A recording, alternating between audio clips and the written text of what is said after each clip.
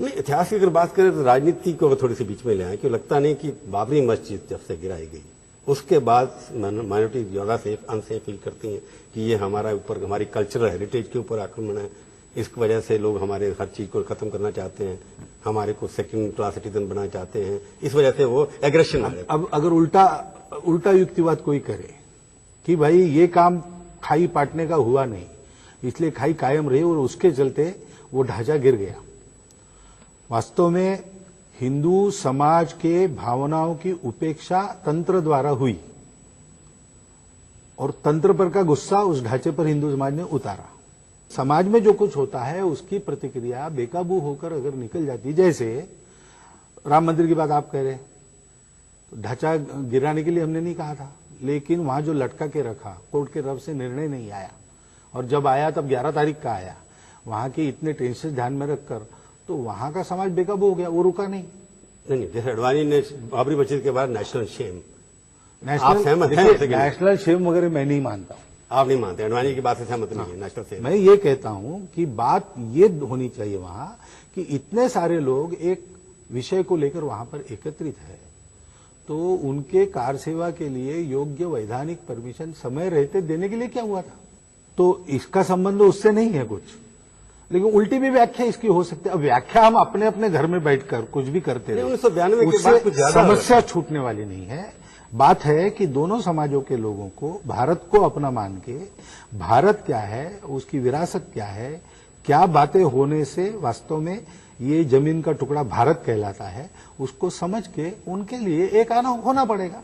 पर आप इस बात को मानते नहीं है कि क्योंकि जिस तरह की इश्यूज आपने उठाया, 370 धारा उठाई, कि उनको लगता है कि 370 जम्मू एंड कश्मीर क्योंकि मुस्लिम बाहुल्य है, एक स्पेशल स्टेटस है, आरएसएस ने दिमाग। हमारा कहना यह है कि किसी का बाहुल्य है और किसी की माइनॉरिटी है, इसलिए देश अलग नहीं हो सकता। हम द्विराष्ट्रवाद को नहीं मानते।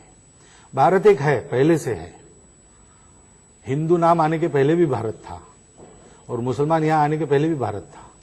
वो भारत चल रहा है, उस भारत को चलाना है। वहां कौन मेजॉरिटी है कौन माइनॉरिटी, ये सवाल नहीं। इस भारत की परंपरा में ये भेद मानते ही नहीं। बस 370 धारा मोहन जी लगता है कि हिंदुत्व को डाइल्यूट करती है क्या? कि अगर 370 है तो क्या फर्क मुझे आप बताइए कि 370 नहीं है तो क्या फर्क पड़ता है? नहीं, जो चीज एग्जिस्टेंस है, स्टेटस को 370 नहीं है तो क्या फर्क पड़ता है? बाकी राज्यों के लिए एक दूसरी धारा है, उनके अपने रीति रिवाजों को सुरक्षित रखने वाली। अरुणाचल को है। ये तो ऐतिहासिक सच है ना। तो उनको भी वही धारा लगाए ना। लेकिन हमारा देश अखंड देश है। पर जैसे एक तो बाबरी मस्जिद हो गई, एक 370 हो गई, फिर यूनिफॉर्म सिविल कोड हो गई, वो एक उनकी अपने तरीके हैं शादी के। मुझे बताइए कि इसके बारे में रैशनल डायलॉग क्यों नहीं होता? अब आप राम मंदिर की बात करते कि वो सब सबूत वगैरह मिल गए, जमीन के अंदर ले जा, कोर्ट में जजमेंट आ नहीं रहा है ना 90 साल से। सामान्य लोगों की भावनाएं रहती है, इसका विचार करके सब होना चाहिए। वो होता नहीं है तो फिर सामान्य लोग फिर किसी के काबू में नहीं रहते। वो संघ की अभी भी बात मान के तो आप अपनी 370 और यूनिफॉर्म सिविल कोड और बाबरी मंदिर जो उससे आप कायम है अभी तक कायम है, कंप्रोमाइज।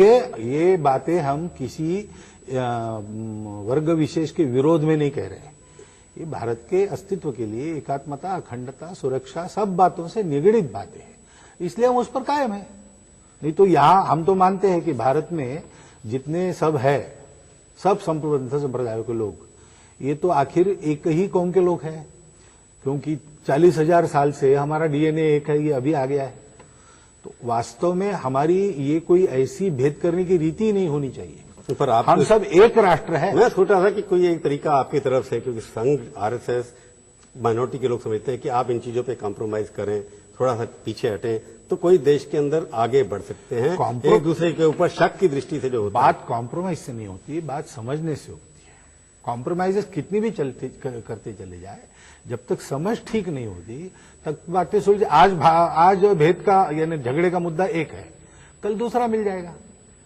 मूलतः आपस में हम एक है और कोई शंका रखने का कारण नहीं। ये जब आएगा तब बातें सब ठीक हो जाएगी। उसके लिए मिलना जुलना जरूरी है। आज एक आइसोलेशन में जीवन चल रहा है। उसके लिए मोहन जी मेरे को लगता है कि और भी कई चीजें आती हैं, जैसे गुजरात में जो हुआ, गुजरात की वजह से फिर एक दूसरे के बीच में जो पार्टी थी वो बढ़ती चली गई, गर्म होने की बजाय।